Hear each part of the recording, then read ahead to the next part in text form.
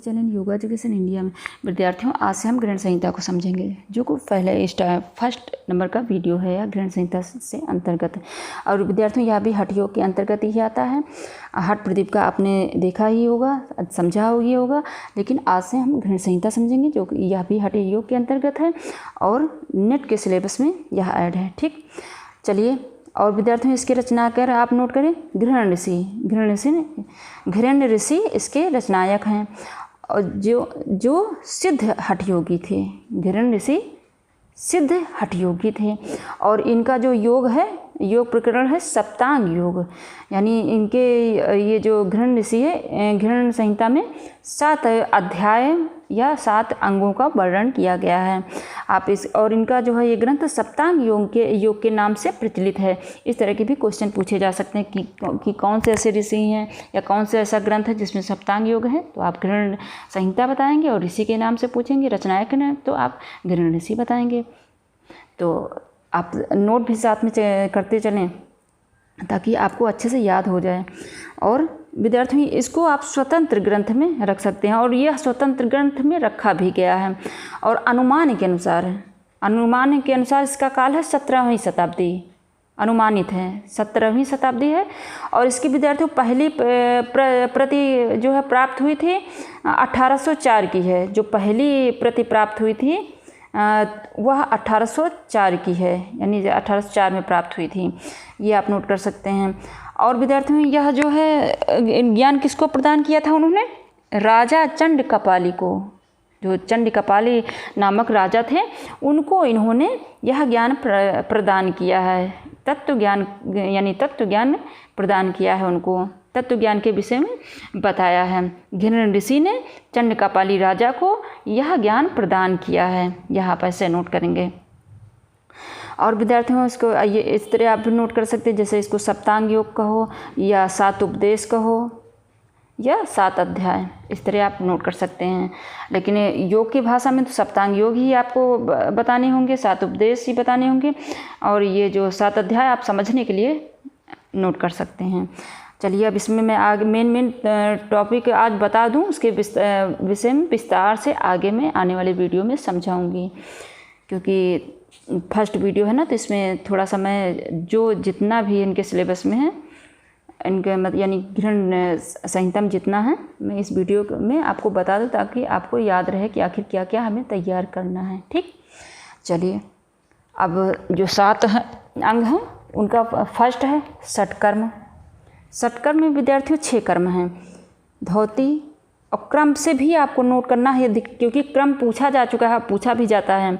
धोती, वस्ती, नेति, चौथा है नौली, और नौली को ही लौलिकी भी कह सकते हैं। कंफ्यूज नहीं होना है कि कहीं लौलिकी लिखा हो तो आप नौली नहीं समझें। और त्राटक, 5वें नंबर पर त्राटक है, 6ठे नंबर पर कपालभाति। विद्यार्थियों, तो षटकर्म में कितने, यानी 6 कर्म हैं। षटकर्म में 6 कर्म हैं। धोती, वस्ती, नेति, नौली, त्राटक, कपालभाति। ठीक, ये आप नोट कर लें। और आसन है 32। इसमें आसनों की संख्या 32 यानी 32। मुद्रा है 25 है। फिर प्रत्याहार, प्राणायाम विद्यार्थियों इसमें 8 प्रकार के रखे गए हैं। ठीक, और ध्यान 3 प्रकार के इसमें रखा गया है, स्थूल, ज्योति, सूक्ष्म। पहला है स्थूल, दूसरा है ज्योति, तीसरा है सूक्ष्म। और फिर समाधि इसमें 7 प्रकार की बताई गई है। ये आपको ध्यान रखना है कि अभी अगर कहीं पर लिखा हो या क्वेश्चन पर आ जाए आपके सामने कि किस ग्रंथ में समाधि 7 प्रकार की बताई गई है, तो आप घृण संहिता जो है में टिक करेंगे, यानी इसमें 7 प्रकार की समाधि बताई गई है। तो इनके 7 अंग कौन से हैं, या 7 सब, ये जो 7 अंग जो योग में 7 अंग रखे गए हैं, सप्तांग योग, कुछ भी कहें आप। तो चलिए दोबारा से आप सुन लें।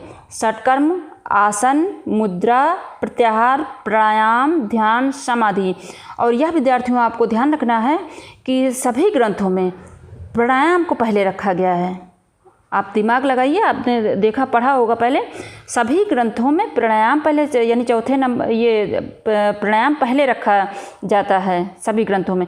लेकिन इसमें पहले प्रत्याहार है, फिर प्राणायाम। जैसे आप उनका पतंजलि ऋषिकेश आपने पढ़ा होगा अष्टांग योग, उसमें 8 अंग है और लेकिन उसमें षटकर्म नहीं है। उसमें 8 अंग है कि यम, नियम, आसन, प्राणायाम, प्रत्याहार, धारणा, ध्यान, समाधि। देखो यम नियम, उन्होंने यम नियम रखा है, यम नियम आसन, इसमें यम नियम नहीं है, इसमें षटकर्म है, दूसरे नंबर पर आसन है, ठीक। और इन्होंने सबसे पहले शोधन क्रिया को बताया है, यानी षटकर्म को बताया गया है, इसीलिए फर्स्ट स्थान पर उन्होंने षटकर्म रखा है। षटकर्म के विषय में विस्तार से आगे धीरे धीरे मैं बताऊंगी विद्यार्थियों। तो और इसमें जो है पहला षटकर्म है, फिर आसन, फिर मुद्रा, फिर प्रत्याहार, फिर प्राणायाम, फिर ध्यान, फिर समाधि। और आधार में यम, जैसे पतंजलि के अनुसार यम, नियम, आसन, प्राणायाम, प्रत्याहार, बाद में प्रत्याहार, फिर धारणा, ध्यान, समाधि। और इसमें धारणा नहीं है, वो धारणा इन्होंने मुद्राओं में रखा गया है। जो धारणा की है, धारणा को इन्होंने 5 भागों में विभाजित करके मुद्राओं में रख दिया है, ये किया है इन्होंने। तो ये सब जो कन्फ्यूजन करने वाले क्वेश्चन पूछते हैं नेट में, तो इन बारीकियों को आपको समझना है, तो ये ध्यान रखना है। यानी षटकर्म, आसन, मुद्रा, प्रत्याहार, प्राणायाम, ध्यान, समाधि। और इन्होंने इस अपने अंगों में ये मुद्रा रखा है, ठीक। मुद्राओं के सभी हठयोगियों ने तो लगभग बताया है, सभी हठयोगियों ने। बस एक किसी में 10 है, किसी में 25 है, किसी में 15 है, लेकिन इसमें 25 है। तो चलिए, और ये जो है आप थोड़ा समझ लें विद्यार्थियों कि ये मिलान करने के लिए बहुत आता है, इसलिए मैंने सोचा नोट करके आपको समझा दूं। देखो जो षटकर्म है, षटकर्म, आसन, मुद्रा और ये प्रत्याहार, ये हुआ प्रत्याहार, प्राणायाम, ध्यान, समाधि। तो इसका ये जो अर्थ होता है, यानी आप जैसे ये क्रम रहे, ये क्रम लिखा है, उसके बाद ये क्या करते हैं कि ये जो क्रम है शोधन, दृढ़ता, स्थैर्यम, धैर्य, लाघव, प्रत्यक्ष, निर्लिप्त, ये इनका क्रम मतलब जैसे कि ये पहले स्थान पे तो इसको तीसरे पर रख देंगे, चौथे पर रख देंगे, 5वें पर रख देंगे, इस तरह करके उल्टा कर देते हैं। तो जो है वहाँ पर कन्फ्यूजिंग बहुत पैदा होती है। तो ये आपको ध्यान रखना है कि षटकर्म का मतलब होता है शोधन, यानी शुद्धिकरण, ठीक। आसन का है दृढ़ता, आसन का होता है दृढ़ता, या कहीं पर होगा तो आप यानी कि दृढ़ता में आपको मिलान करना है। और मुद्रा है स्थैर्यम, यानी स्थिरता प्रदान, मुद्रा से स्थिरता प्राप्त होती है, आसन से दृढ़ता प्राप्त होती है, षटकर्म से शोधन क्रिया, सिद्धि, शरीर के जो है शुद्धिकरण होता है शरीर का। ये घृण ऋषि ने सबसे पहले इसीलिए बताया कि पहले घट की शुद्धि करिए, यानी अपने शरीर की शुद्धि करिए, तब आके आप अपने जो है आसन और मुद्रा प्रत्याहार में आगे बढ़िए। क्योंकि अगर घट आपका, यानी घट को उन्होंने शरीर को घड़े के रूप में बताया है, अगर शरीर शुद्ध नहीं रहेगा तब आप सही जो योग साधना में अच्छे से नहीं चल पाएंगे, यानी सही मार्ग पर, यानी कुल मिला के व्याकुलता रहेगी अगर शरीर शुद्ध नहीं रहेगा, उनके कहने का मतलब ये है। और विद्यार्थियों प्रत्याहार का मतलब है यानी धैर्यम, यानी धैर्य, प्रत्याहार से धैर्य प्राप्त होता है हमें। और प्राणायाम लाघव यानी हल्कापन, यानी भारीपन का दूर होना। और ध्यान से प्रत्यक्ष यानी ग्रहणशीलता, इसका अर्थ हुआ। और समाधि मतलब निर्लिप्तम, यानी निर्लिप्त, जहाँ मन लिप्त ना रहे, यानी किसी प्रकार के मन में जो प्रॉब्लम क्रिएट होती है वो प्रॉब्लम क्रिएट ना हो, मन चंचल ना हो। लास्ट ये समाधि तो लास्ट ही है, इनका 7वां है, यानी निर्लिप्ति। और विद्यार्थियों इन सबके विषय में विस्तार से मैं समझाऊंगी, लेकिन आपको यह जरूर आप इसको नोट करके रखें और ध्यान से इनको याद भी कर लें, क्योंकि याद करने से सही रहता है। समझ लें उसके बाद याद करें, यानी षटकर्म का शोधन, आसन का दृढ़ता, मुद्रा का स्थैर्यम, धैर्य और प्रत्याहार का धैर्य, प्राणायाम का लाघव, ध्यान का प्रत्यक्ष, समाधि का निर्लिप्त, ठीक। और विद्यार्थियों श्लोक अभी आप अगर याद करना चाहें तो याद कर सकते हैं, क्योंकि ये पूछा जा सकता है, क्योंकि मेन इम्पॉर्टेंट है। शोधनम दृढ़ता, चाहे स्थैर्य, धैर्य चा लाघवम, प्रत्यक्षम चा निर्लिप्तम चा घटस्य सप्त साधनम, यानी यह 9 नंबर का सूत्र है और जो कि फर्स्ट ही अध्याय में है। यानी कि यह स्टार्टिंग से शुरू, जैसे स्टार्टिंग करते हैं अपने इन सब के विषय में बताने के लिए, तो सबसे पहले यही बताते हैं, जो षटकर्मासन, मुद्रा, धैर्यम, इनके विषय में बताते हैं। तो इसीलिए मैंने ये सूत्र आपको आपके सामने लिखकर नोट्स तैयार करने के लिए कह रही हूँ, ताकि क्योंकि ये पूछा जा सकता है और आपको याद रहे, आसानी से आंसर दे सकें। तो शोधन, दृढ़ता, चायोत, स्थैर्य, धैर्य, चा लाघवम, प्रत्यक्षम, चा निर्लिप्तिम, चा घटस्य सप्त साधनम, 7 साधनम। यानी जो अभी मैंने ऊपर आपको समझा, बस वही शोधन, दृढ़ता, चाय, स्थैर्य, धैर्य और चा यानी लाघव यानी प्राणायाम के विषय में प्रत्यक्ष, चन्ना, चा और चा का मतलब होता है, और ये आपको हमेशा ध्यान रखना, कहीं भी चा लिखा रहे तो ये इसका मतलब और ही होता है। और सप्त साधनम यानी 7 साधन, और घटस्य यानी इनके जो है घट हैं। ठीक।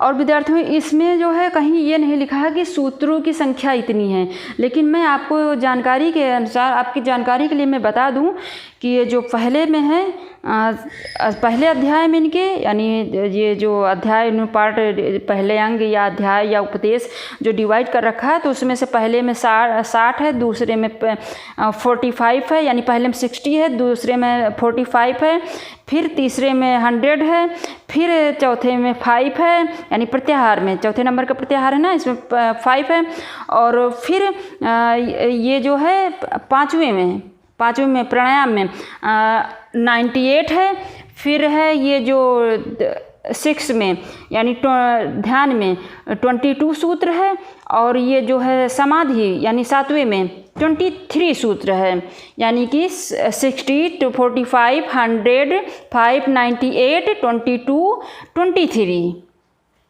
ये आपको ध्यान रखना। यानी आसन जो षटकर्म अध्याय है, इसमें 60 है, आसन में है 45, मुद्रा में 100, प्रत्याहार में 5, और प्राणायाम में 98, और ध्यान में 22, और समाधि में 23 यानी 23। तो कुल मिला के आप इसको समझने के लिए समझ सकते हैं कि इसमें 353 सूत्रों को बताया गया है, या श्लोकों को बताया गया है 353 यानी 353। तो ये आप नोट करके रख सकते हैं अपने समझने के लिए। लेकिन इसमें जो है ये नहीं बताया गया कि इतनी सूत्रों की संख्या के, बस अध्याय के हिसाब से, यानी आपको आसानी से समझ में आए, इसलिए मैंने जो है आपको नोट करने के लिए बता रही हूँ कि आप नोट करके रख लीजिए, ताकि कहीं भी को क्या पता पूछा ही जा सकता है, तो आपको किसी प्रकार का कन्फ्यूजन ना क्रिएट हो।